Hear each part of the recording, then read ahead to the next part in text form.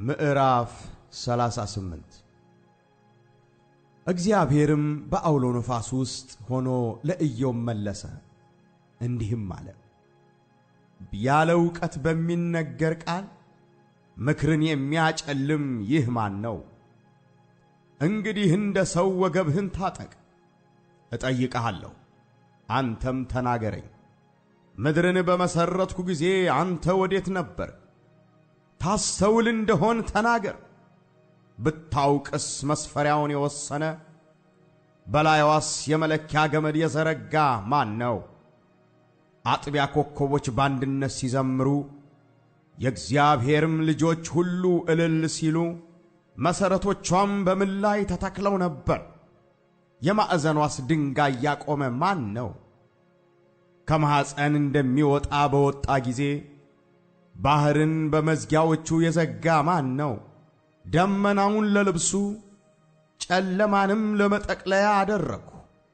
ድንበሩን በዙሪያው አድርጌ መወርወሪያዎቹንና መዝጊያዎቹን አኑሬ እስከዚህ ድረስ ድረሺ፣ አትለፊ፣ በዚህም ለትዕቢተኛው ማዕበልሽ ገደብ ይሁን አሉ። የምድርን ዳርቻ ይይዝ ዘንድ ከእርሷም በደለኞች ይናወጡ ዘንድ በውኑ ከተወለድህ ጀምሮ ማለዳን አዘሃልን? ለወገግታም ስፍራውን አስታውቀኸዋልን? ጭቃ ከማኅተም በታች እንደሚለወጥ እንዲሁ እርሷ ትለወጣለች። ነገርም ሁሉ እንደ ልብስ ተቀልሟል። ከበደለኞች ብርሃናቸው ተከልክሏል። ከፍ ያለውም ክንድ ተሰብሯል። ወደ ባሕር ምንጭስ ውስጥ ገብተሃልን? በቀላይስ መሠረት ውስጥ ተመላልሰሃልን? የሞት በሮች ተገልጠውልሃልን? የሞትስ ጥላ ደጆች አይተሃልን? ምድርንስ በስፋቷ አስተውለሃታልን? ሁሉን አውቀህ እንደሆነ ተናገር። ወደ ዳርቻው ትነዳው ዘንድ ወደ ቤቱም የሚደርሰውን ጎዳና ታውቅ ዘንድ የብርሃን መኖሪያ መንገድ የት ነው? የጨለማውስ ቦታ ወዴት አለ? በዚያን ጊዜ ተወልደህ ነበርና የዕድሜህንም ቁጥር ብዙ ነውና በእውነት አንተ ሳታውቅ አትቀርም። በውኑ ወደ በረዶ ቤተ መዛግብት ገብተሃልን? የበረዶውንስ ቅንጣት ቤተ መዛግብት አይተሃልን? ይኸውም ለመከራ ጊዜ ለሰልፍና ለጦርነት ቀን የጠበቅሁት ነው። ብርሃንስ በምን መንገድ ይከፈላል? የምሥራቅስ ነፋስ በምድር ላይ እንዴት ይበተናል? ሳሩንም እንዲያበቅል ማንም በሌለባት ምድር ላይ ሰውም በሌለባት ምድረ በዳ ላይ ዝናብን ያዘንብ ዘንድ ለፈሳሽ ውሃ መንዶልዶያውን ወይስ ለሚያንጎደጉድ መብረቅ መንገድን ያበጀ ማን ነው? በውኑ ለዝናብ አባት አለውን? ወይስ የጠልን ነጠብጣብ የወለደ ማን ነው? በረዶስ ከማን ማኅፀን ወጣ? የሰማዩንስ አመዳይ ማን ወለደው?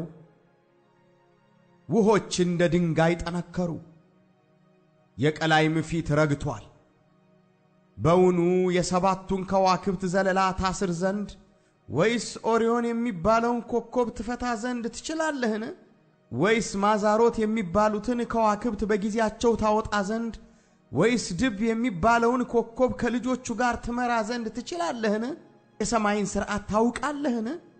በምድርስ ላይ እንዲሰለጥን ልታደርግ ትችላለህን? የውሆችን ብዛት ይሸፍን ዘንድ ቃልህን ወደ ዳመናት ታነዛ ዘንድ ትችላለህን? መብረቆች ሄደው እነሆ እዚህ አለን ይሉህ ዘንድ ልትልካቸው ትችላለህን? በውስጡስ ጥበብን ያኖረ ለሰውስ ልብ ማስተዋልን የሰጠ ማን ነው? የሰማይን ደመና በጥበቡ ሊቆጣጠር የሚችል ማን ነው? ትቢያ በተበጠበጠ ጊዜ ጓሎቹም በተጣበቁ ጊዜ የሰማይን ረዋት ሊያዘንብ የሚችል ማን ነው? በዋሾቻቸው ውስጥ ተጋድመው በጫካም ውስጥ አድብተው ሳሉ ለአንበሳይቱ አደን ታድናለህን? የልጆቿንስ ነፍስ ታጠግብ ዘንድ ትችላለህን? ልጆቹ ወደ እግዚአብሔር ሲጮኹ የሚበሉትንም አጥተው ሲቅበዘበዙ ለቁራ መብልን የሚሰጠው ማን ነው?